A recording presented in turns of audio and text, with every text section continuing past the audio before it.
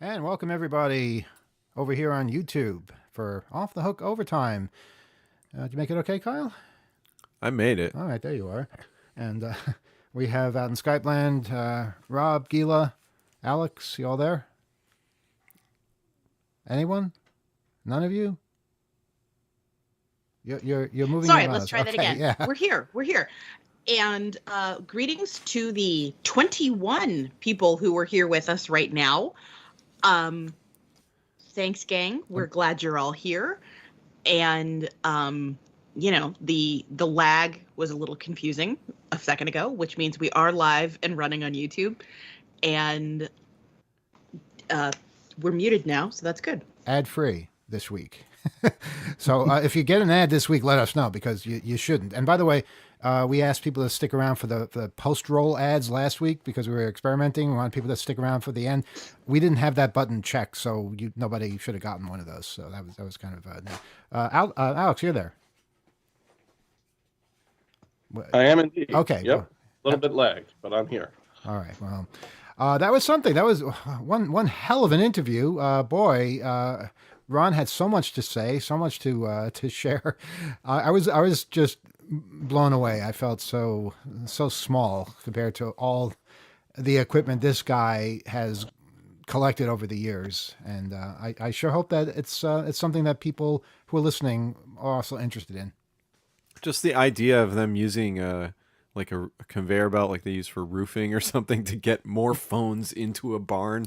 That alone, that said it all to me. Like this is just the epitome of a collection, and that he's part of a community of other collectors and is really talking up some of their life's vocation and how that's all gone. And Kyle, you just visited the website for the first time, and you had some comments about that. I really like it. I think we should do more websites with, well, I guess say sort of a minimalist, but it's got a 1990s look to it. Yeah, mostly text and buttons format. I like the black and white. It actually reminds me, and I'm wondering if this is intentional, sort of a newspaper headline or like a. Well, when you say that, that's something that I like in a website is a newspaper look. Like Slashdot had that. I don't know if they still do, but basically black print on white background. That works. I don't know why people have blue on pink and ridiculous things like that are very hard to read, and they just don't, you don't take them seriously. And this also, it shares some similarities with our own. I noticed that it has some buttons at the top. You have a masthead identifying. Well, where else do you put the buttons? They're always going to be on the top. It's a good format. I guess maybe we're recognizing some of our own efforts in No, but the way their buttons design. look, and we're talking about the website Phoneco Inc. Phoneco. I'm not saying they're the same. Phonecoinc.com. If you go to that website, you'll see the buttons on top that kind of they look like something from the 1990s. I mean, I remember that, and I don't think that's bad. And they function just as intended. It's recognizable because of that vintage. As long as they work, yes. And there's a couple of links that don't work because, well, there's nothing there. But the links that do work seem to work just fine. I'm going to explore this more. Go ahead, Gila. I did find out that there is a phone museum in Thorpe, Wisconsin, which is about an hour and a half northeast of Galesville. I kind of wonder if everybody there should connect. Did you notice there was a Galesville, Wisconsin, and a Galesburg, Illinois? What's with the Gales out there? Well, it's the prairie. It's kind of flat. There is a lot of wind. I get it. And Dorothy's last name was Gale in Wizard of Oz. That is very true. That is very, very true. Yeah, the other thing for me is that well, first of all, I'm incredibly thankful that we were able to do this tonight. And to have that conversation with Ron. And then when Mary got on the phone, it was wonderful. Hearing them connecting with each other in their own home network was really cool like that. And also just to hear, I don't know, the sound of my people is great because I think Well, you guys are all aware I'm kind of holding it down for the Midwesterners in this particular group. So, Not that there isn't a huge amount of love for the Midwest from all of us. Yes. We have No question. great affection for that area. but this is sounding like my grandparents and their friends, and it's, I don't know Ron and Mary, but getting to hear them brought back a lot of really lovely memories at this time of year that's a lot about family and remembering and things like that. So I am thankful that we had this show tonight for so many reasons.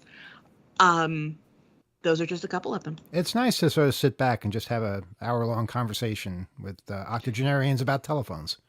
I feel like we could have kept going. Oh, we honestly. could have. We absolutely could have, but BAI would have kicked us off. But we could. I mean, Ron has no limit in energy. Apparently, he can just keep talking all night long. I was Going having on overtime.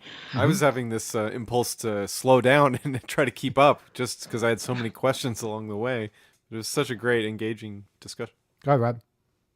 Also, like the stories that man and both of them must have that we couldn't even scratch the surface of in the limited time we had with him. It's just reminds me of how important it is to listen to stories like Ron's and preserve them as best we can. And I'm glad it now exists in our own archives, and I hope we can continue to add to it. How did we not know about this guy until now? I mean, we've been involved in this for since 1984. And I never heard of this kind of phone collecting, which is simply amazing. Yeah, I really have to thank the listener, and the email wasn't signed, so I won't say their name, but they sent us that story from the Wisconsin State Journal about him, which we talked about last week, and just I think with the headline was something like, I saw this and immediately thought of you guys, and it's such a joy to get something like that from one of our listeners and be brought into all this, because we definitely should have known about this. It makes you realize there's so much out there. Even if you think you know what's out there, there's so much more. Also, just for the record, Galesville was named for Judge George Gale, who founded the city. We did have a listener suggest that sometimes Irish people are referred to as Gaels, so it could be a nod to early Irish populations. Again, we appreciate the thought that so many of our overtime listeners put in and are willing to share in the chat. So again, thankful for you guys too. Thank you. Go ahead, Alex. Alex? Sorry. Yeah, the mute button is a little sticky today. I had so many questions for him, but I really just wanted to let him go and let him tell his story. I'm wondering, though, if he has payphones, just as much as the regular phones. That's sounds like he has an interest in payphones, but I don't know if he's got like a Coca collection or something like that. Do you know, Rob? Yeah, I'm looking at the website now on phonecoinc.com, and there's a whole section for payphones. There's a whole section for coin-operated customer-owned telephones, as COCOTs, payphone parts, and just even just looking at the pictures on these, I'm looking at so many things that if I had a winning lotto ticket or something, I would be taking so many of these off his hands because they are gorgeous, and this is such an amazing collection. He has 33 semi-trailers. That, like I said, that alone is worthy of respect. But can we just get one and drive out there and make some bids on these things? Because, boy, we have a phone booth. I didn't even get to say that. We have a 1950s phone booth complete with rotary dial phone and all that. And I was impressed that we had that. But boy, we are so tiny compared to what he has. Someone should make a club for installing all these, and you just go there and you can make phone calls and have a lot of background noise with other people. It'll be like a public call center. I would call it the phone farm because it is a farm already. Does he grow anything on top of all this? He lives on a farm, but is it all just payphones or regular rotary dial phones or things from the 1800s? Very curious. Really I think one of the news articles about him mentioned that this was a cleared out chicken shed that held most of these phones, or a large amount of these phones rather. And I think it may have once been a barn and moved on to its current purpose. Incredible. Wow. Anything else that we wanted to talk about tonight? Because I didn't think this would take up the whole show. In fact, when you book someone who's in their late 80s, you think that maybe you're going to have like a 10-minute interview at best. But he just kept going and had so much to say. And of course, we're all into phones, so we couldn't stop listening. And anything else that we want to bring up? Go ahead, Alex. Yeah, did he mention? Well, he did mention. So, but did I hear correctly that he wrote 3 books on telephones? Is there something like that? I believe he said he has books. I don't know if they're written books or collections of pictures. I haven't investigated that deeply. I mean, I'm really interested in that too. If he's got some kind of catalog or, the best of his collection or something like that, I'm sure our listeners would be really interested in seeing that as well. And I mean, there's got to be something we can do with him with Hope in this coming year. I really think there's potential for collaboration here that could be really extraordinary. Yeah, no, I'm open to ideas about that. It certainly would be a cool connection to have on the campus. And if not us, many other people that are enthusiasts, that they might, if their imagination is going wild with possibilities and things they've been having on the back burner regarding phones, this is the place, this is the time to really support we could have efforts that Ron has been doing. A whole track just for Ron. He tells phone stories for the entire weekend. He has the energy. Go ahead, Rob. Yeah, on phonecoinc.com, on Ron's site, there is a books page, and the first entry on that is Old Telephone Scrapbook, 4th edition, in Adobe Acrobat PDF Word searchable file format. This book includes over 2,200 pages across 3 volumes, packed full of pictures, charts, diagrams, and historical data, written by Ronald H. Knappen. And this is something he sells on a DVD or a USB drive. Wow. Okay, well, all right. So an update to last week, our experiment with trying to defeat the crazy ads that YouTube is throwing at everybody. I think we learned a lot, and it was fun having listeners partake in that with us, sharing the information that they were receiving. What we did was we turned on advertising with the most aggressive setting. To see if people could figure out ways to prevent that from happening and ruining live feeds, which is what Google has been doing with YouTube. I had a particular gripe with virtual railfans, where I have live feeds of trains. It might sound silly, but it helps me relax, especially if I'm writing or working on the magazine. Just having these occasional passing trains going by is very comforting. And to have them constantly interrupted every 5 minutes with some ridiculous deodorant ad from Google, it's really perplexing. And the solution of paying Google to stop doing it doesn't work because you have to register, you have to have a minimum or a maximum number of connections. It's all sorts of restrictions once you do that.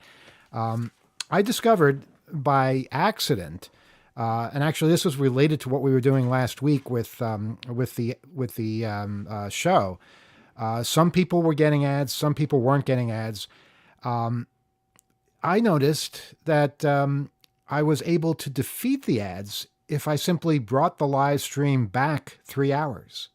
So I did that, and I didn't get any ads for the entire week. They started again today.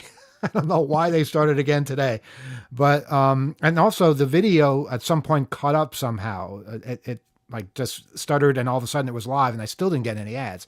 But today that ended, so I brought it back 3 hours again, and again no ads. So that means something. Don't know what exactly, but I learned that from basically all the people experimenting. Some people getting ads, some people not getting ads. So I knew something was up with that. Might be connected to number of people watching. Maybe if more people watch, there are more ads. I don't know what triggered it today, but it seems a way of defeating it is to go back in time a little bit. And to me, that doesn't matter. I don't care if I'm seeing trains from 3 hours ago or trains that are live. It doesn't really matter. But I don't know. It's something that we're still studying and learning from. So the fight goes on. Your move, Google. I wouldn't call it a fight so much as just because resistance. What YouTube says, and I actually heard from YouTube support on this. they say it's a setting from the virtual Railfan people. It seems to be a setting they don't know about because they insist that there is no setting. And I think that maybe there's a setting buried in there that Google just kind of set by default in order to generate more ads, and it's hard to find.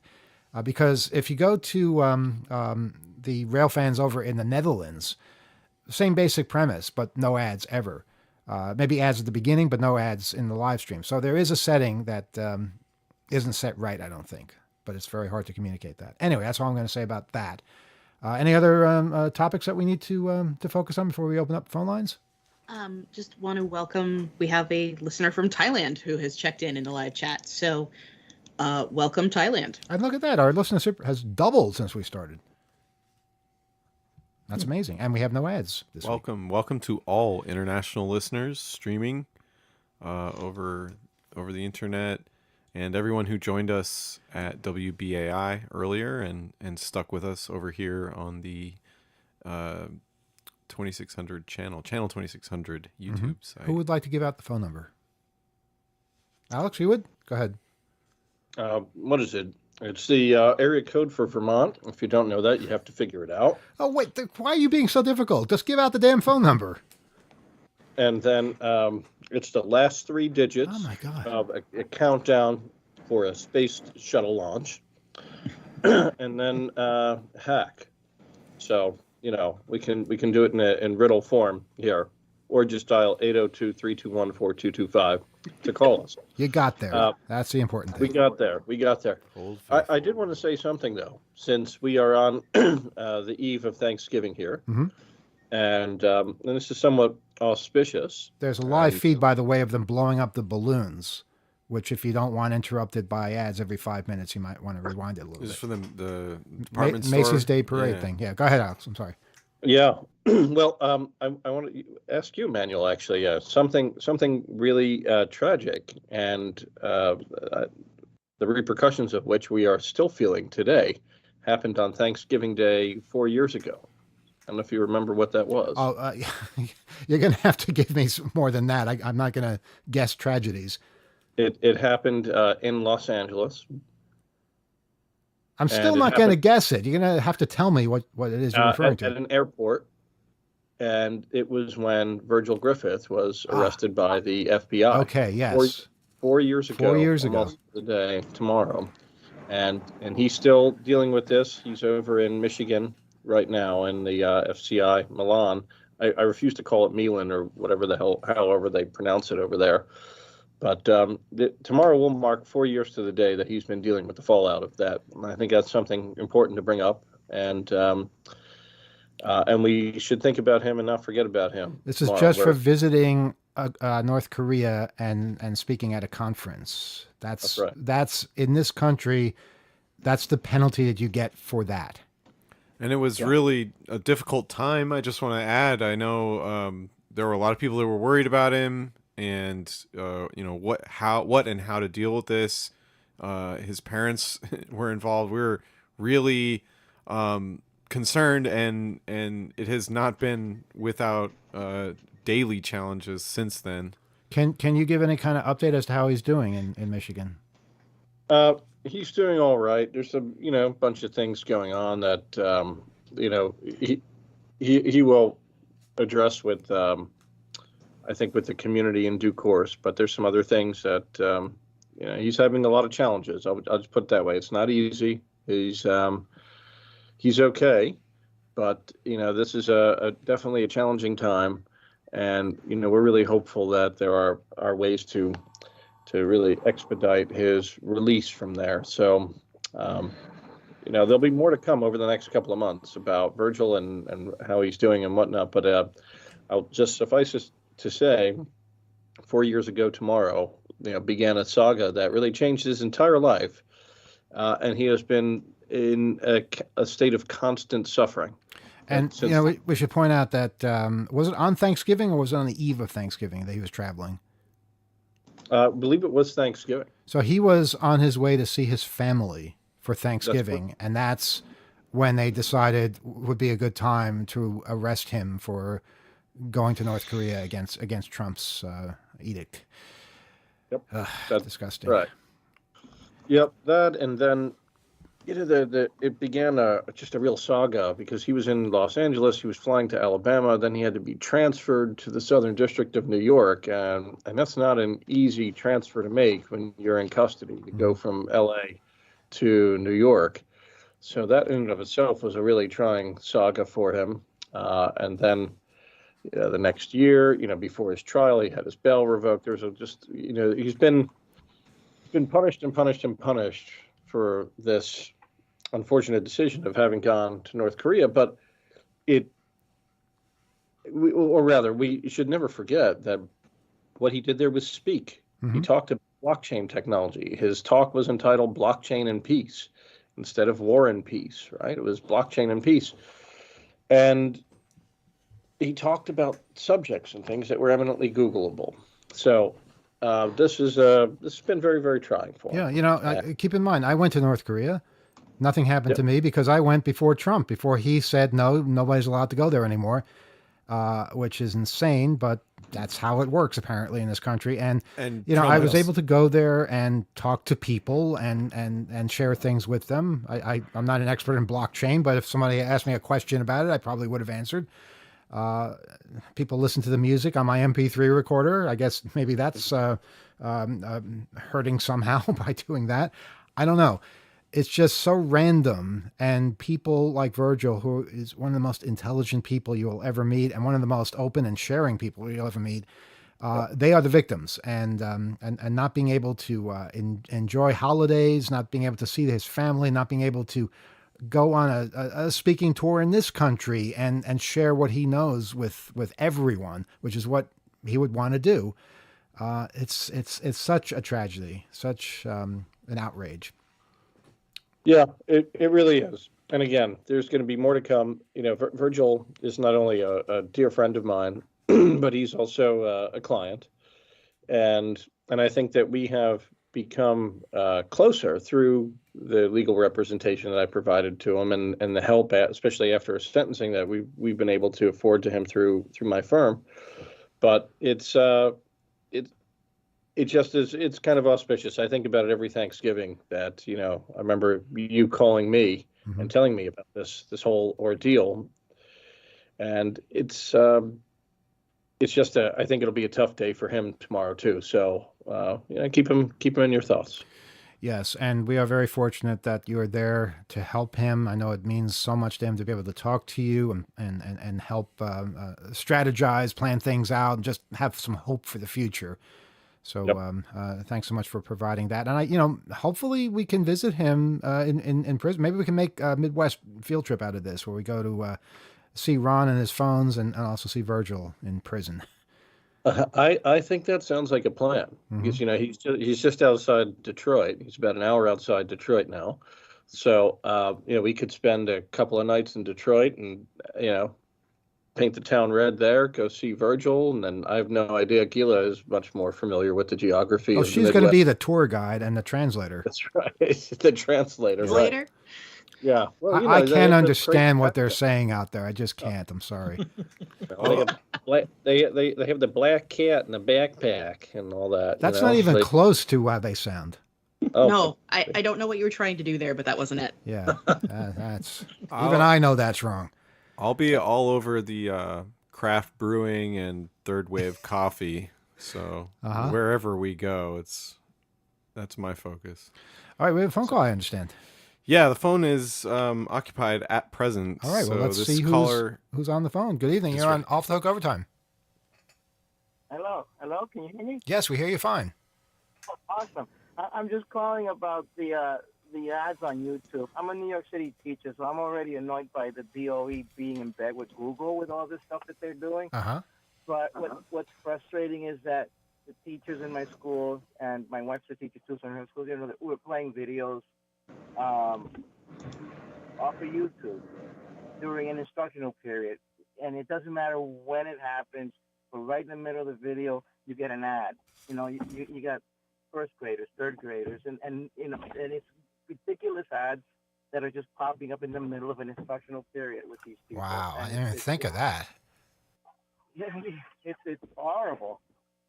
And I mean, I let the teachers know that they don't have to go to Google to get their videos. I introduced them to Firefox. Most of them have never heard of Firefox, never heard of DuckDuckGo, and I show them how to load it up with the ad blockers.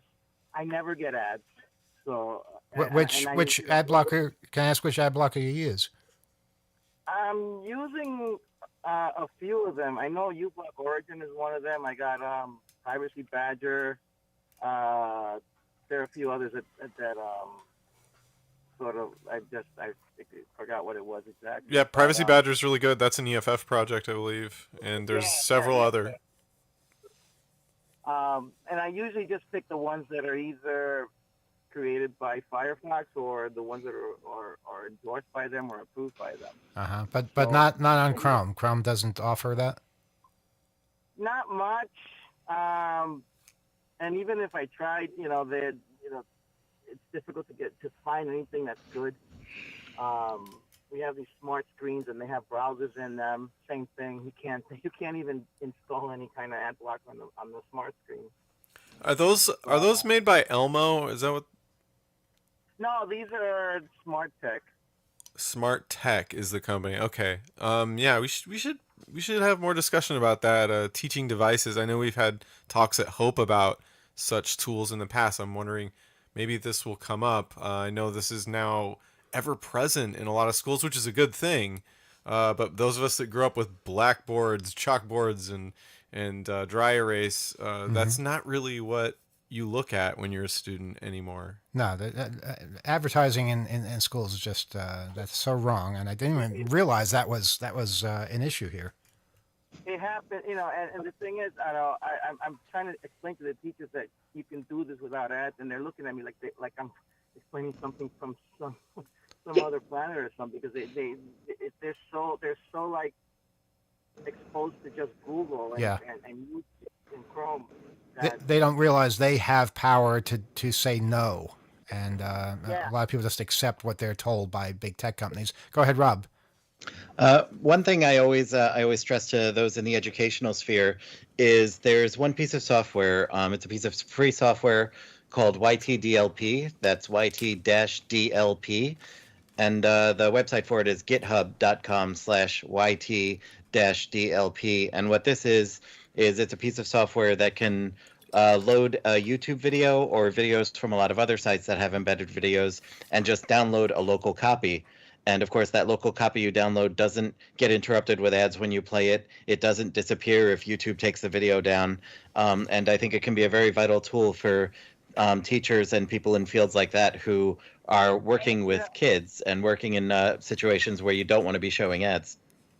I have a video downloader that I also use with my Firefox, and I can actually download videos and I let the teachers know, because sometimes our network goes down, and it's like some people are like struggling to figure out what to do and everything. So I let them know, and they don't seem to grasp the idea of keeping a local copy. But all right. Well, anything else? Anything else, caller? No, that's about it. I'm just like, it's like I never hear much talk about like Firefox or DuckDuckGo, and when people look at me, when I tell them DuckDuckGo, you can use DuckDuckGo. Oh, but the weird thing is you can't use DuckDuckGo inside the school building with the school's network. I forgot what I would have to look at it. Maybe I can call again next week. Yeah, looked into that. Is it blocked or something? It's blocked because of let me see if I can find it. And I took a picture of it because I meant to bring it up and I just forgot. But it's blocked. There's some kind of thing that Firefox does, and where it requires some security thing, and it will only connect to other websites with it or something that Google for some reason doesn't do. I'm not sure if I'm explaining it right, but it could be a lot of different implementations, some schemes with different types of security certificates, TLS, or also the way that like ports and different kinds of encryption might be used in one browser because it's got one scheme and maybe Google has a different scheme. That was a great explanation, actually. I think I totally understood what you're saying. So yeah, that could be a possibility and an administration policy that affects that browser. Yeah, so it's like I can use Firefox, but I can't use DuckDuckGo. I would have to go through Google and just use Google on Firefox. But either way, with the ad blockers that I got on Firefox, I still don't get ads.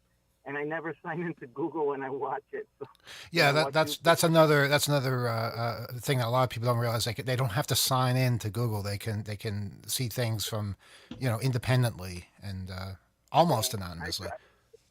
I try and keep my Google use to as bare minimum as possible, but it's hard getting people to understand that. It's true. Well, you just have to keep trying to teach them, and I think you're in a good environment for that. Where are you calling from? The Bronx. Okay, great. Well, keep up what you're doing and let us know if you learn anything more. Okay, cool. All right, take care. Bye-bye. 802-321-4225 is our telephone number. That was a good call. That was great. Yeah. Interesting discussion. I'd just like to think there's people out there figuring out ways to get around these imposing rules. How much more learning is going on because of this educator's efforts? I wonder. I mean, just so much distraction and diversion in just getting the lesson in front of eyeballs. But this kind of effort keeps the focus on the lesson and keeps people imagining what the fundamentals, the things they're there for. So that's great. It's really inspiring. Go ahead, Gila. We do have a question from a listener who wants to know if you can say more about your trip to North Korea. What do they want me to say? It was very nice. The specific questions are: how did Emmanuel get into North Korea? Can he say how he was able to go? Visas, etc. Airplane. Did he go alone? Okay. Yeah, I'll tell you exactly how it worked. First of all, we lived in a different time. Barack Obama was president. Americans were allowed to go to North Korea. It wasn't a big deal. But I also have a European passport. I went as a European. The reason I did that was because Europeans are given more freedom to stay longer and to leave the country, leave North Korea by train instead of by plane. And of course, I wanted to leave by train and go into China, visit the city of Dandong on the way back. We all left out of Beijing. That's where the tourist agency was.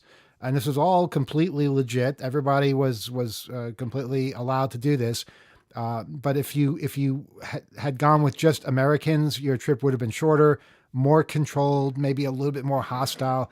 Here, we were able to be more casual with the guides or minders, as they're called, and just see more of the small moments. For instance, I was in a metro station, and I somehow got separated from the group, and I wound up alone in this weird metro station with a bunch of people who live in North Korea, and nobody from the tour guide was around. And I finally found my way out, and there they were across the street.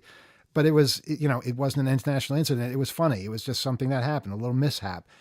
You're able to actually live that kind of a life and experience what it's like to live in that country without being seen as somebody who is hostile, and that's why I wanted to do it, to see what that was like, to see what the people were like. And I got to say, the people, as I found in just about everywhere I've ever been, the people are amazing. They're fine.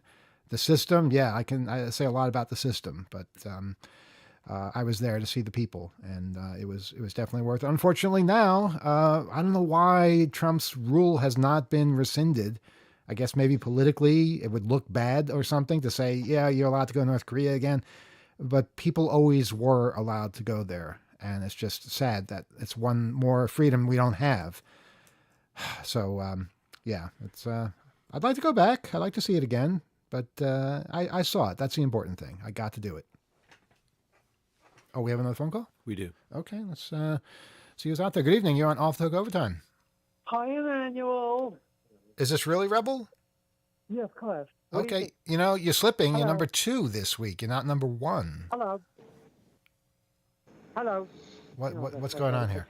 No, that's what artificial intelligence does when they call you. When you call Rebel, it's kind of pointless to play artificial intelligence because it's not going to impress us. I just want to know, can you find out who's visiting your website? Like if I go to 2600.com, can you find out who's logging in at a particular time? Or who's visiting? Well, again, in your case, we have a light that turns on whenever you connect. No, but you could look for a particular IP in your logs and say, oh, when this IP hits this particular site, let us know. We don't do that. We don't even keep logs. But there are certainly commercial sites that keep track of you and remember when you go there. They send cookies and all that kind of thing. And certainly, if you're being spied upon, that traffic can be monitored one way or another. So it's certainly possible, definitely possible. But not an active process for our website. The traffic activity goes in and then goes away. There's no real priority for us to look and go through all of that. There's plenty of sites that do that, and that's sort of the discretion of how you run your website. But the answer is no. It's not really something that we have meetings about. Like if a credit card, you're applying for a credit card at a particular bank or whatever, they would keep logs because in case somebody like fraudulently applies for a credit card or something, they would say, oh, well, this IP address applied for this credit card at this time, right? They sometimes do that. Or if you're trying to change a password, they'll send a confirmation email and give the IP of whoever was trying to change the password. But of course, anybody who knows what they're doing knows how to go through, virtual connections and, figure out ways to mask where they're actually coming from. So right, but then, like if the IP address says Time Warner Cable, they just go to Time Warner Cable and ask them who logged it, because then they would have to say, well, many subscribers subscribe to Time Warner Cable, so then they would have to. If they had the authority, of law enforcement, they could go to a provider like Time Warner or whoever and say, okay, who does this IP belong to? Because we know it's one of yours, and with the right legal process, they could give out the customer name and address. Yeah, it would actually become an issue of your MAC address, which is the hardware device that is connected to the network using that IP. But the hardware itself would determine, and wherever that hardware address came up would be of interest to someone going further into more specifically who and how that traffic came about. That would show what particular computer, what kind of phone was actually using that IP at that moment. It would become a piece in a larger puzzle they might be painting. Maybe that particular laptop and hardware address appeared on a public network, and then it appeared on a cell hotspot, and then it was in another country, and then it can be used beyond just an IP address. So there's many layers of these protocols, and then many different ways of identifying the origins of certain activity, and that's just one element. It could also be organized based on just another identifying factor or another type of service that isn't used on someone's personal computer. I can't think of any example, but there's time of day and different other triggers that you could use. There's so much information. A MAC address isn't going to show up in logs like IP addresses. No. But if you were interested at the IP level, you would want to start to become very specific. So there's always something, and those are also things that would be obfuscated if someone was trying to throw off detection from, say, us figuring out, if it was some random Tor exit node or some other weird service layer or site that was being employed, it would make it even harder to get to something like a hardware identifier. But those are all true scenarios if someone was interested, so motivated, and actually doing the legwork. Did that answer all your questions? Well, actually, my example is they could get you could get the IP address in a log, and then the IP address will say Time Warner Cable or Verizon. Then you could go to Time Warner Cable and Verizon, and they have to get the MAC address to say, oh, it's from Starbucks, our customer at Starbucks, Well, or our customer. sure. They would say this IP has been used by this modem's MAC address, and so on, and just continue to try to figure out what kinds of where and how certain patterns of activity and traffic came from. But yeah, totally. Right. So like Then when you they'd get go to surveillance for that Starbucks or wherever that access point had a certain type of activity accessing it for free, and then they could say, okay, who is this person? And then they have a license plate, and yeah, there's lots of ways to investigate this stuff. So if there's like a scam website that you're being scammed on a particular website or whatever, you could go to that website's IP address and find out where it is and where, what kind of, if they're in this country. or Okay, in another all right. country. So that's more specific to a scenario where, as a consumer, you'd want to. But the thing with websites is they're not hosted and used the same way as like a modem, which might have dynamic and a sort of rotating base of modems that are using it. On the hosting side, you're talking about someone that has content up somewhere, but it may not necessarily be associated with the same hardware as the person that is the creator of that site or that maintains it. They could have their own modem connect to an administrative side, but the site itself is hosted elsewhere, like in the cloud or with some web hosting provider. Their IP might tell you where that site is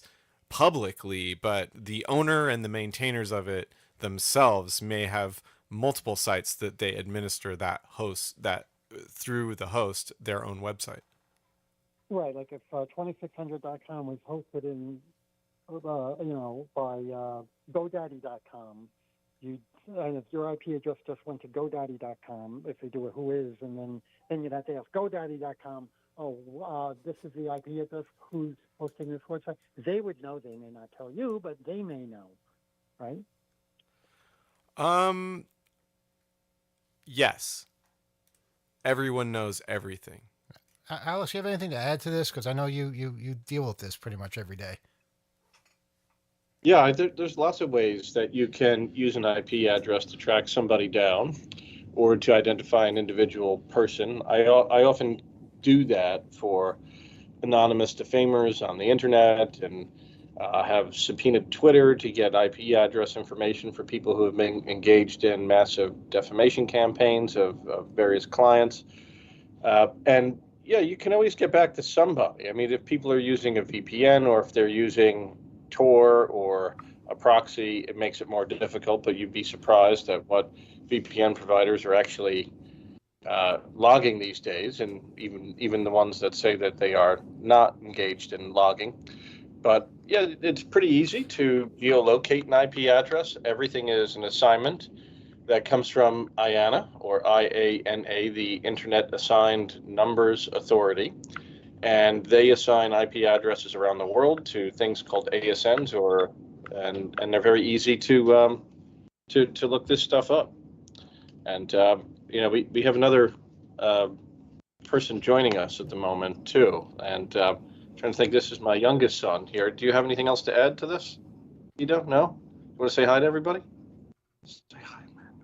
No? All right. Well, somebody's being shy. But Alex, Alex, there's nobody there. Why are you trying to fool the listeners? Yeah, I guess so. Somebody's being a little bit shy. And in fact, why don't you turn the light on in the room, because we can't see you. You're just basically sitting there rocking in the dark, and it's a little distressing. Is it really dark on the? Well, we can't. It's basically, we don't know where you are. You haven't told us, and you keep saying these people are with you that aren't there. Oh. Well, it's what happens. I can't hear anybody. Can you? Anyone hear anyone? No. I don't know what's going on. Yeah. I don't know what he's talking about. All right. You gotta yell it. Louder. Come on, louder. Then nobody believes that you're here. You gotta come on. Just yell it. Say hi, everybody. We will give you candy if you do. Come on. Otherwise, mommy's gonna make you go to sleep if you don't say hello. Wow. And Mommy's going to be very happy to hear that that's the threat you're using. That's right. Mom, come on, you got to say it loudly. No? You have no control over your kids, do you? Somebody's being shy now. All right. Wow. No, somebody's being smart now. I heard something. I think Somebody's so. disobeying their parents. This might be, yeah. That's true. You know. I will tell you what he's doing right now, though, is that we have a terminal session up in another window here, and he loves using the SL command. Have you ever used the SL command? The SL command in what? In Linux. I don't think I've used that. Well, you know LS, right? Of course. Have you accidentally pressed SL sometimes? Well, I have not done that. I've typed yes at the prompt by accident. there's And boy, a that's a lot package- of fun. yeah, there's a package that you can install called SL, and it's kind of funny. So when you accidentally type SL when you're typing LS, it makes a train go through the terminal session, and it's kind of cool. And so my youngest here is in a Linux terminal, coincidentally, as we're talking. Oh, there you go. See, that's him coughing. That could have been anybody coughing, Alex. That's right. All right, say goodnight. Come on. All right. Well, everyone thinks I'm nuts. Thanks, Emmanuel. Gila, why do you have a look of shock on your face? Is there something going on? No, it's because Rob has just made a train go by on the computer. So that works. It does work, yes. It's choo-chooing across the screen right now. Yeah. It's pretty cool, actually, isn't it? I mean, it slows you down for a second. You realize you're going too fast. You accidentally. Did you just install the package? Yeah, I just installed it over here. I was familiar, but I wanted to show Gila, and also I just appreciate so much that it's an ASCII art train in the terminal window. ASCII art is a dying art, and I miss it. ASCII art has been a dying art for 30 years now, so I don't think it's going anywhere. That's right. Now do SL-F, and you'll be amazed. Yeah, this is doing wonders for our listeners. Yeah. You want to describe what you're? Okay. Okay. Gila, I guess you get to describe it then. Yes. Okay, so it's a train, right? But instead of going straight across the screen, it sort of goes up and to the left and out the upper corner. This is so cool. It is. Now, if And I you probably type sound like I'm drunk, don't I? SL, I mean, there's a man page for it too, but you can do SL-A, and there you'll find that there are some people in distress on the train. That is. Oh no! Oh no! They're yelling help out the window. Help out the window. Oh no! Do we think Snidely Whiplash has tied someone to the tracks in front of them? Yeah, this is what we do. This is fabulous. It reminds me of a program my dad had on his computer when I was little, and the DOS prompt was Sesame, and it would play the Sesame Street song, and it would light up. It was like karaoke. It would light up the words as it played, and it was very exciting. Oh, it's a longer train? Yes, this is -L. SL-L. SL-L makes a longer train. Wow, this is just amazing. But you have to install the package, right?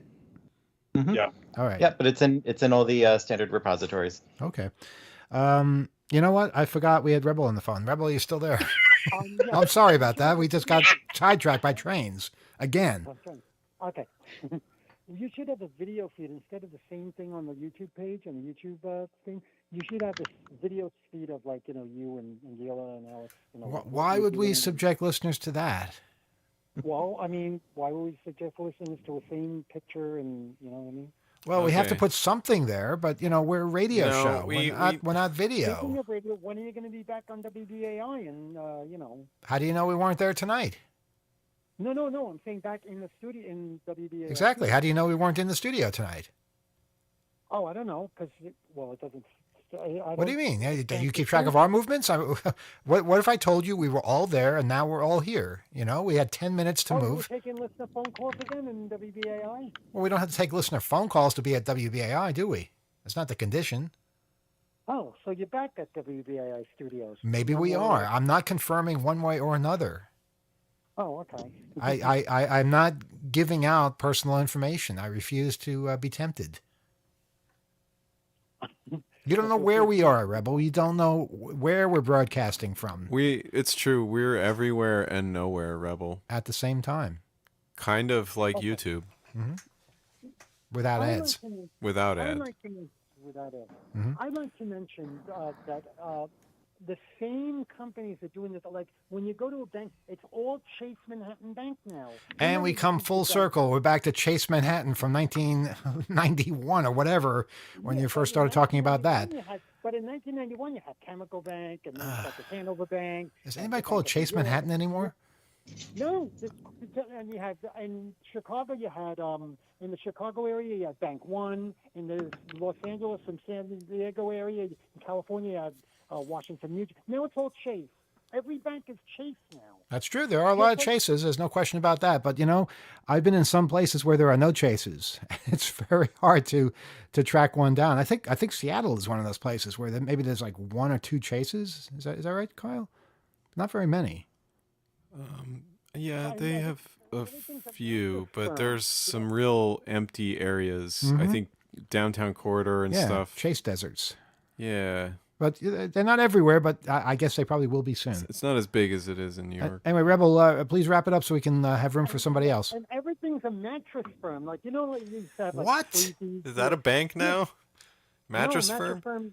Like a mattress firm, like if you want a mattress and bedding and stuff, Right. a bedding store, you used to go to Sleepy's, or like on the West Coast, like in California, you go to Sleep Train, or like in Michigan, you go to. Honestly, Yeah, so this company's selling mattresses. Is that really something new?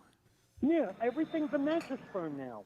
Well, I don't know if everything is a mattress firm. That seems like a real broad generalization. And you Everything- can When find you go to Michigan, it's a mattress firm. In California, it's a mattress Yeah, they firm have now. mattresses in all the states, I understand. Even some countries have them. No, I'm not sure what point you're trying to prove here. the store mattress firm. It's the store. It's not. It's the the store. You remember Sleepy's, the mattress store? Yeah, it's still around, I think, isn't Yeah, it? no, it's a mattress firm. I think now. he's saying they got bought up and that it's all the same company that owns them. I don't know. Somehow but that doesn't bother me. I don't know who's Train typing. in I'm California? muting you guys because people are typing loudly. Train in California. It's now a mattress firm, and let's see what else. And everything's a Wyndham now. All the hotels are Wyndham hotels. Like you go to like Super 8 and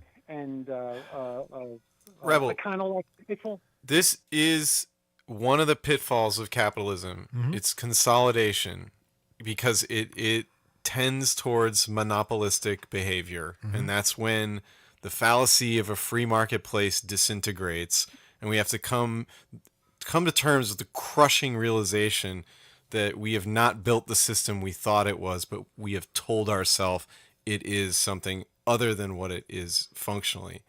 If you can get past that, you can accept some of these aspects of the various sectors of the economy that we operate in. Or you can go to a socialist meeting and overthrow the whole thing.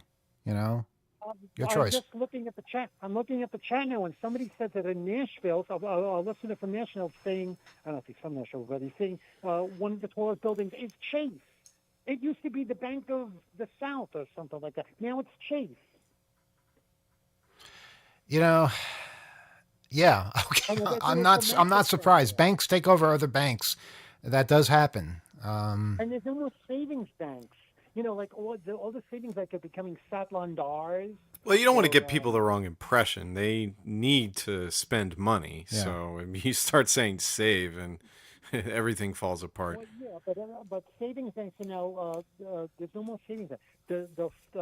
The Independent Savings Bank is now a Satlandar, and now the Ridgewood Savings Bank is going to become a Satlandar.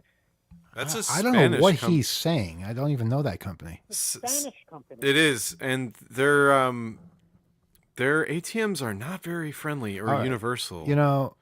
Fine. The bad ATMs and There's taking when we've over everything. been traveling, that's like the one bank. It's just totally useless to try to exchange money. I'm sure there's other useless banks. Yeah, and they're coming here to be useless. Okay. All right. So, any other observations? No, any other. We're out of time almost. I want to get another call in. Rebel, thank you for calling, and we will take all these issues under advisement. All right? Okay. See you next time. All right, so 802-321-4225 is our phone number for anybody else out there. You know, we've lost all the people in Skype line. They're just playing trains over the screen here, and I can't hear anything except the typing. Are they there? We thought you There liked trains. Not replacing humans. That's I never went that far.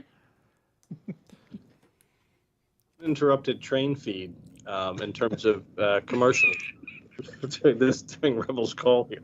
You don't even have to like roll it back. It just is uninterrupted, no commercial. Oh, look, I see them. They're little tiny squares. Do you see that? They're all in little tiny squares there. You can barely see them. They're showing us their screen. Yeah, and I'm going to answer this. Answer the damn phone. There is a phone call Answer the coming in. phone, and if you guys can get the stupid train off the screen, that would be great, because This is a local, as in New York, call. we can't cue you if we can't see you. And let us take this phone call. Good evening. You're on Off the Hook. Go ahead. Overtime, rather. What? Yeah, I just wanted to ask a quick question. Go ahead. I just wanted to know, as far as the Please turn down your audio. It's confusing everybody. Oh yeah, I'm sorry. I'm driving, so yeah. I was just gonna ask a quick question. As Be far careful. As you have these events. What do you call the events you do in the summertime every They're year? called, well, it's not every year. It's every 2 years. It's called Hackers on Planet Earth, or Hope conferences. Hope Conference. Yeah, that's what I was gonna ask. Mhm. When do you know when the next one is gonna be? We Is it do. already- We do. It's July 12th through the 14th? Anybody have a magazine handy? Yeah. Well, we haven't done the official announcing yet with the call for participation. That is coming very soon. But it's July of next year, St. John's University in Queens, and it's going to be awesome.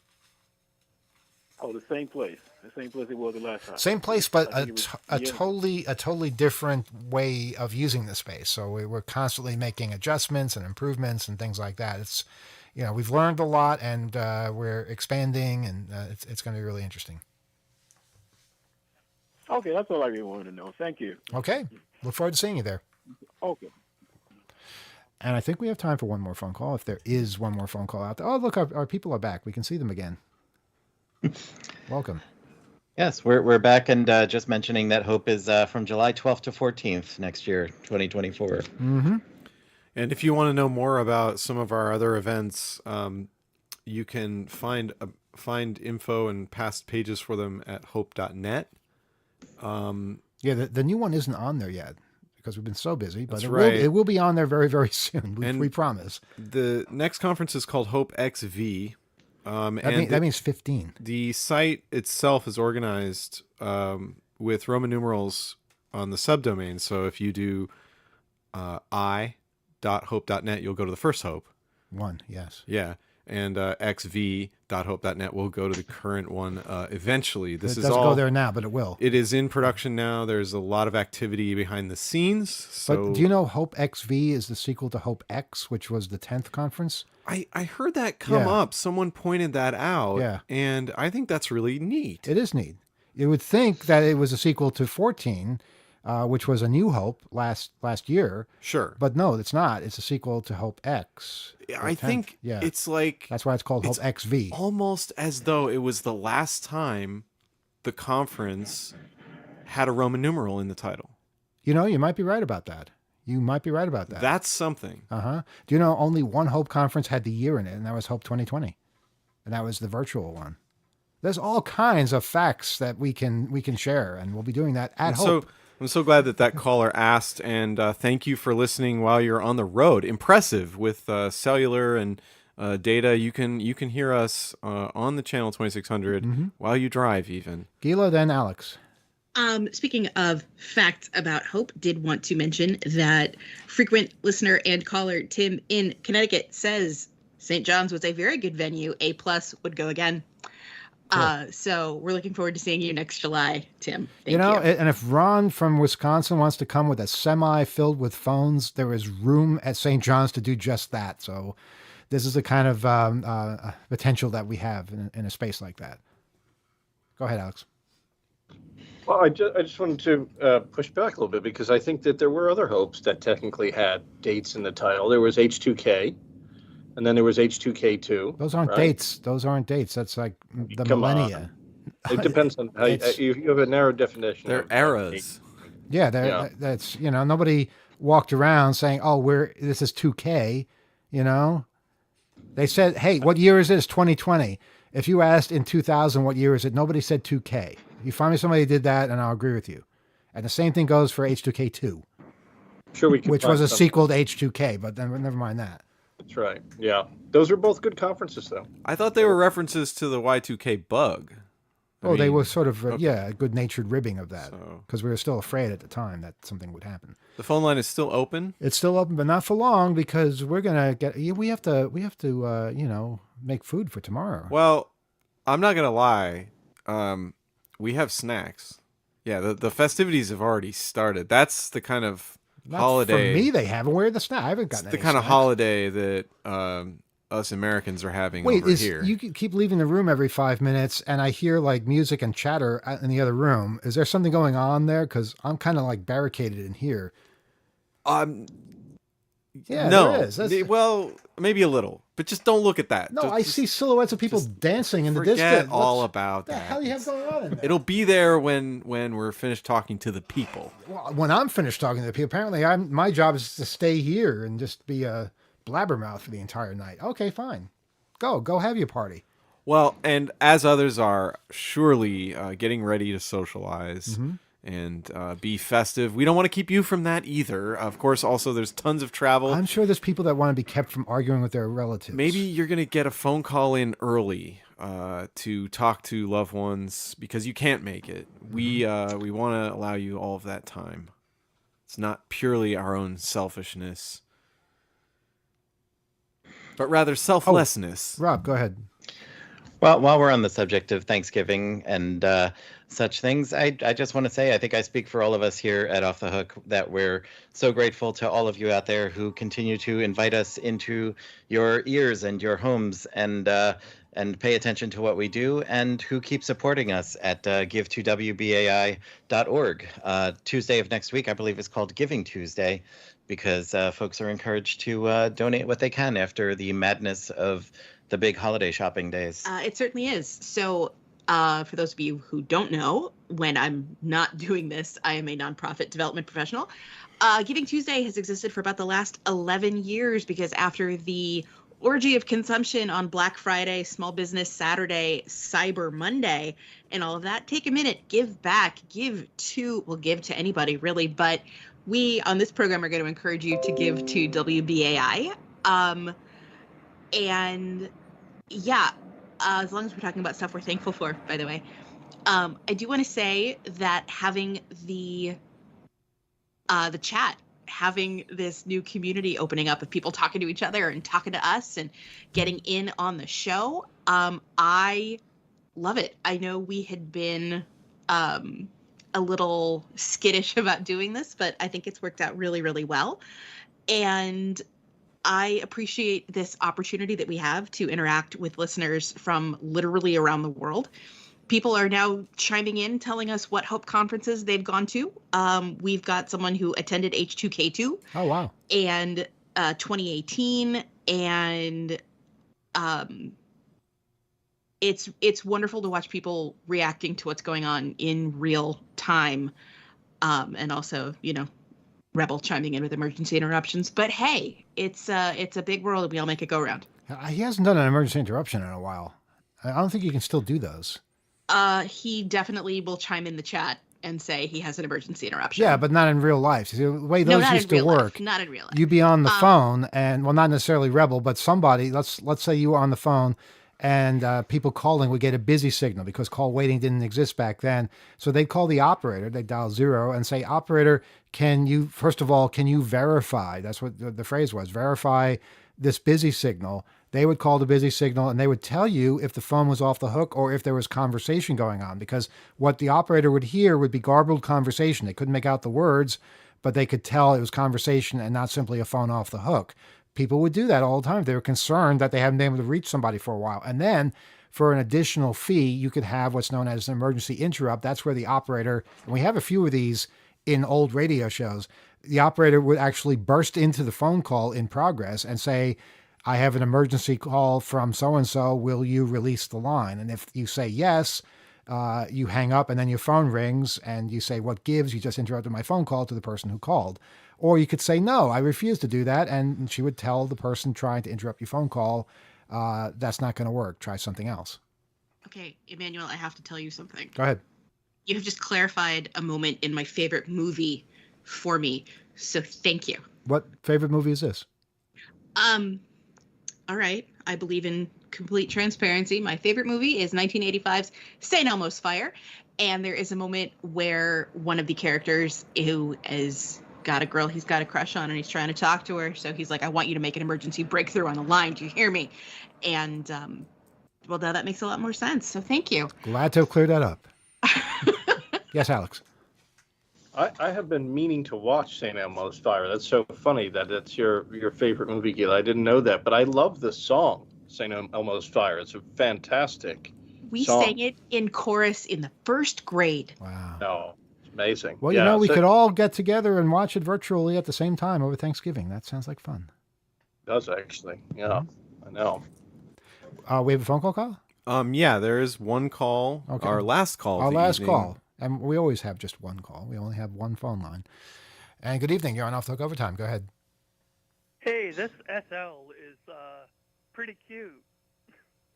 The SL command that, the inverse of LS. Awesome. Love it. This is Johnny Fusion. Just wishing you guys a happy holiday. Hey, you too. And I did get my article sent off to the article's email. Oh, awesome. Great. That's So wonderful. It's in the slush pile. Okay. It'll be processed in due time. Yes, the Yeah, lead. I know. The lead is being created as we speak. I'm Yeah. sure. Yeah, we do typesetting the old-fashioned way. Yeah, slow and. Do you easy. really? What do you think? I don't think so. Well, okay. Well, we're just going to have to be mysterious about We that. like the mystique. Uh-huh. Keeps them guessing. But there's no reason why we couldn't if we wanted to. We handcraft every character. Yeah. Yeah.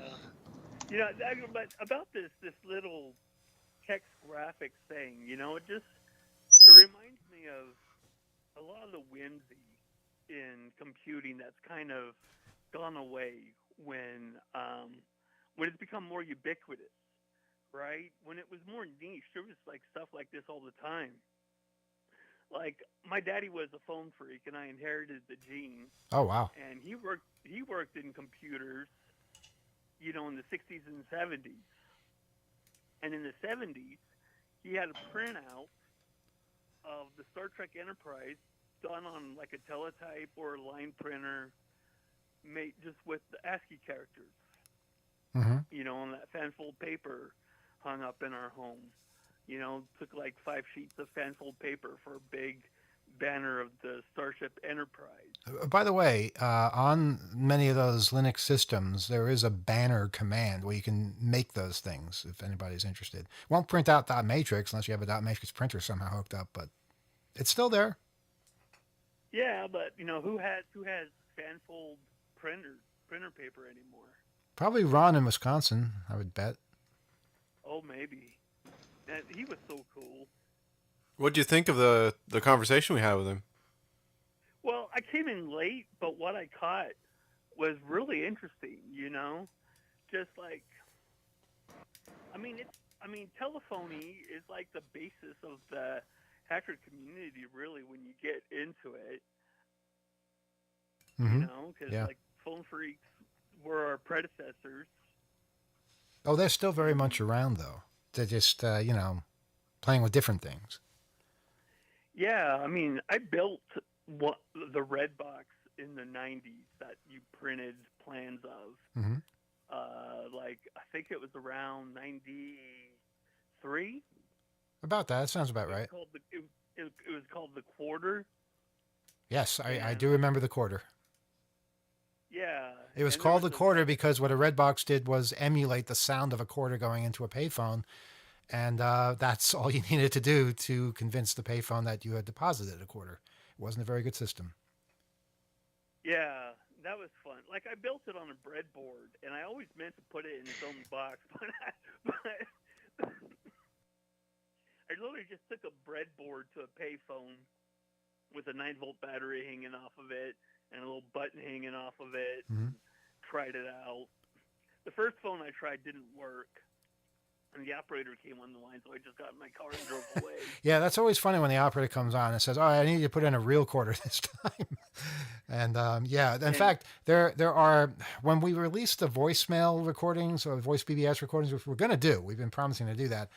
You're going to hear a bunch of those where people are attempting to Redbox because they're leaving a message and their time runs out because you didn't get very much time. You got like a minute or maybe 2 minutes. And then you had to like put more money into the payphone, and people would hold up red boxes, and you'd hear the operator come on and say, "Yeah, I'm not falling for that again." Yeah, because I mean, I remember when I was buying the parts for it, like someone had come in before to buy parts for it, and I had actually seen that, but I hadn't gotten the magazine yet, and so I'm buying the DTMF encoders, and the guy says, "Do you want some color burst crystals for those?" And I'm like, "No, actually, I want some 6.5 megahertz crystals." Oh, and they know what that means.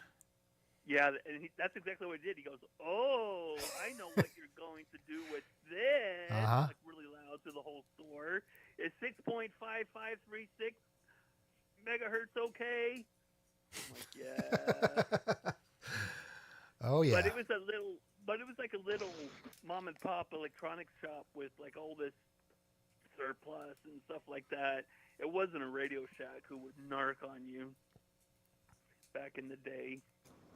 Rob, did you have something? Oh yeah, just I have one of those 6.5536 crystals that I still have from back then. It's glued to a shelf by my desk here, just as a nostalgia piece. And every so often I explain to people what we used to do with those. It's very fond memories. Also, my favorite response from a snarky operator was someone I knew once played a very bad recording of the tones, very poor quality recording from a cassette into the payphone, and got back an answer like, "What, did you record that by the train tracks while the train was going by?" Try again. Alex, go ahead. I remember my favorite place to get the crystals from was 1-800-DigiKey. Oh yeah. You able to get crystals. I wonder whatever happened to them. I doubt they still exist. I'm sure DigiKey? They're still around. I buy components from them. Oh, DigiKey's serious. Wow. Well, Yeah. try buying that from them now. See if you can still do that. That would be something. It really, really would. You know, I've been playing around with the Flipper Zero firmware recently, and I can't remember which one I had installed, but I was. Did your kid lock you out of your car with that? Not yet. Oh. But well, it's coming soon. Believe me. I know. Trust me, I do. And but I was so pleasantly surprised to see that when I updated the firmware, one of the applications that was installed along with this updated firmware, I think it was, what is it called? Rogue Master, I think was the firmware I installed. It came with a Blue Box and Red Box emulator, which is very cool. I mean, the tones were definitely way off, but it was just kind of cool to play with it, and and you can show your kids the tones and explain to them the significance of those tones that they'll just never hear. They're all gone now. So sad. Well, who knows? There might when I had that discussion with Bill Squire about analog versus digital, and I was like saying, all the phone switches are going digital now, and the old analog freaking doesn't work anymore. And he was insistent. No, there'll always be a third world country with outdated phone tech that you can get to and get out on lines and stuff. So this is 30 years later, so who knows? But there really is something to be said for all of that interest and the functioning part of it. That it exists. There are ways of doing it, and there are new generations of people that are getting into it. As our guest was talking about, it's the progeny of a lot of the leaders of some of the antique and collectible groups. There's people that we've seen with their own families that they're bringing up in the whole telephone museum world. People that have worked for the telephone company and hobbied on the weekends and shared their knowledge and their love and passion for it. It's hard. I know some of the museums have volunteers. I got really involved in my local museum, took every opportunity I could to help out and volunteer because I got close to a lot of the equipment. I got to hear some of the stories and the knowledge through the telephone pioneers and through my local museum, and that was it's so priceless and so cool because a lot of my friends were involved there. People, you meet people, you have an interaction and a way of interacting without having become an outside plant technician or something where you may have never gotten interested in the pioneers or some of the volunteerism side of the telephone company. It's a great way if you don't end up with it as a career. And I think the hard part is that those organizations don't have a lot of funding. The projects and the things that we might get excited about, they don't fit in like creating a business model or something like that. But there are ideas, there are ways of being better organized collectively, and I see bits and pieces of it. And just in the conversation tonight, I was thinking about like, what if there was a bar or a club that had 40 phones there that all worked and on some system, or ways we can integrate them into new technology that also have functionality and fit in a world that has forgotten about them otherwise. But it takes a lot of money, it takes a lot of effort to build something that's not going to go away. and people start things and then life happens. Those kinds of things disrupt any kind of it's why it's so rare that we find places that have sort of the old and new and the functionality we're dreaming of and all of that. But to get the shared interests together, to get people talking, and phones are a great way to connect people. There must be a way, I think, going forward that some of these ideas and the passion can have a home, can have a way of forming, a way of persisting in an era that has all but forgotten about it. And it takes time. It takes listening to the wisdom that's there, connecting different groups. But I'm so passionate. I'm really excited for what's possible. And we've talked about different ways of supporting some of these ideas and mostly just being inspired and having imagination for what could be done with old technology like this and sharing it with other people and building something around that. I really am inspired and just hopeful that we'll hear about new stories and new groups and new exciting places that are using this stuff in cool, playful ways, because we're suffering from abundance. There's all this stuff and it requires some tinkering and energy, power to function. And how do we make that work in the world that has abandoned it? And that's I think an interesting question coming away from this that I'm going to be wrestling with as we approach Hope and talk about different displays and ways of getting people to be excited about it. I think museums are a good thing because a lot of museums have, like these living history reenactors. And we're getting on along in the decades that we could have like historical reenactors doing phone tech, like phone operators, switchboard operators, demonstrating how calls used to be made, and maybe even like freaker reenactors, like someone demonstrating the skills, like someone sets up an analog switch. Like I saw one video on YouTube of some telephone museum where they started off on like a plug board and they called to this switch, to this more modern switch, to this other modern switch, to a cell phone. Mm-hmm. Wow. That's awesome. So like it was just like they did all these stops with using old tech, like using like 1920s tech all the way connecting to a modern device. Go ahead, Rob. Yeah, we had a great demonstration at the old Maker Fairs when they were in Queens, and we would have the 2600's phone booth connected to a desk phone that we had on the table, and you could connect the two and have conversations between the two, and it was a lot of fun.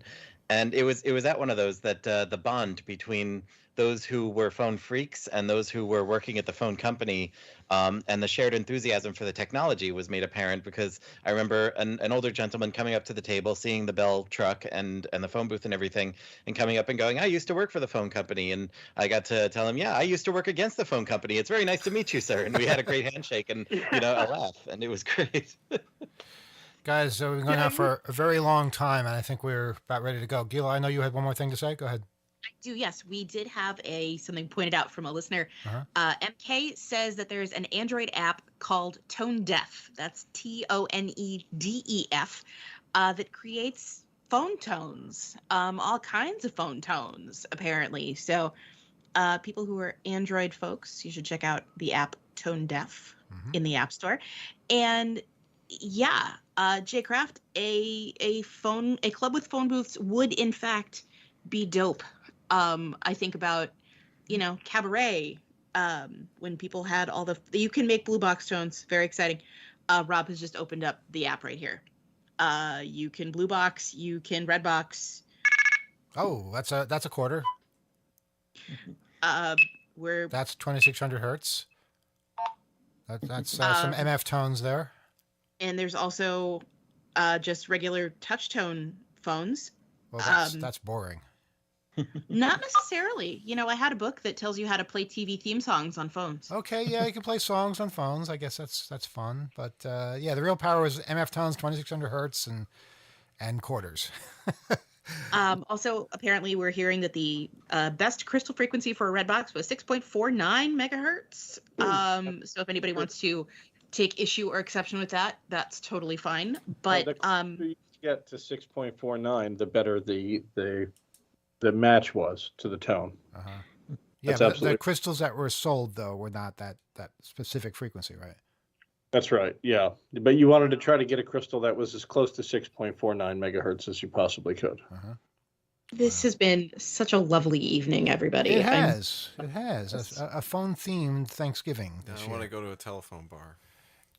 Yeah, that used to be a place in the city. Best thing in the world. Well, this place is going to turn into a telephone bar pretty quickly here. All right. Hey, Johnny, have a great Thanksgiving. Good hearing from you. We'll hear from you hopefully next week.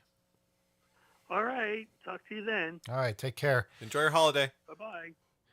And that goes for all our listeners, all our callers. Please enjoy the holiday. And I guess, let's be patient with all the crap going on around us. And it'll be fun. It'll be nice. It'll be what you make it. Right? Yeah. As everything is. Fun Socks again, that's it. The app is called Tone Deaf, TONEDEF. It's an Android only app. Okay. I don't know what to tell you guys if you can't find it, but thanks for hanging in with us, everybody. We really appreciate it. Email address oth@2600.com. Love to hear from you. And I believe we're back on BAI next Wednesday, 7 p.m. Overtime next Wednesday, 8 p.m. here on YouTube. So thank you, everybody, for calling in, for showing support, for contributing in various ways. And I'll see you guys later. Good night.